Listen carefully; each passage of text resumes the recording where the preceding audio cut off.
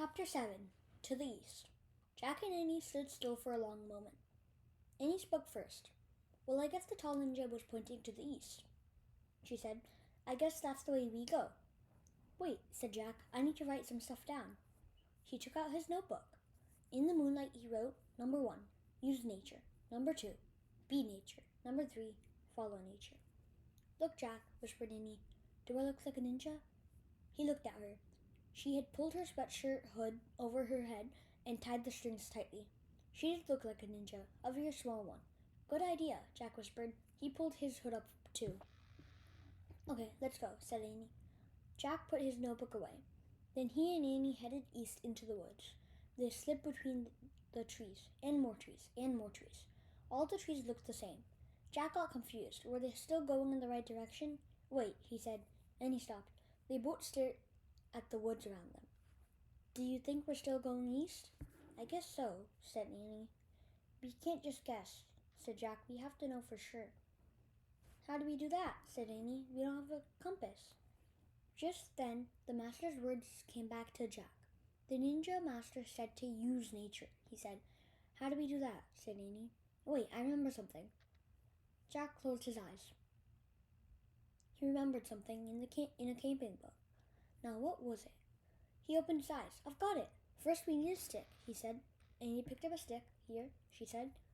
"Great, now we just need a space with moonlight," said Jack. "There," said Annie.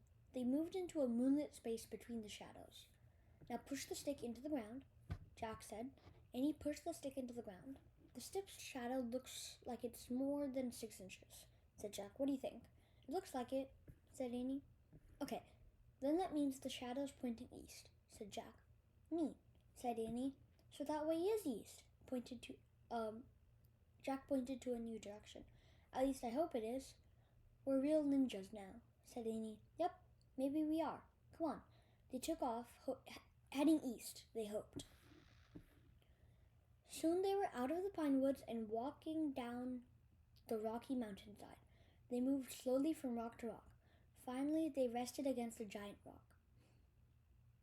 "Let's check our direction again," said Jack. Annie stuck another stick into the dirt. "There," he said. He pointed to the shadow on the ground. "That way." Annie peeked over the rock, down the mountain. "Yikes," she said softly. Jack looked too. His heart nearly stopped. There were flames of fire coming up the mountain. "The samurai!" Jack and Annie ducked behind the rock. "Squeak," said the mouse. "Quiet, Peanut," said Annie. Jack reached into his pack. He pulled out the ninja book. "I hope something in here can help us," he said. Jack flipped through page after page until he found what he was looking for. It was a picture of warriors wearing bamboo armor. They were holding swords. He read, "The samurai were fierce Japanese fighters. They carried 2 swords to cut down their enemies." Annie tapped Jack on the shoulder. Jack looked at her. She pointed up the mountain. A figure was coming down towards them. He was very near. In the moonlight, his bamboo armor was shining. His 2 swords were gleaming. It was a samurai warrior.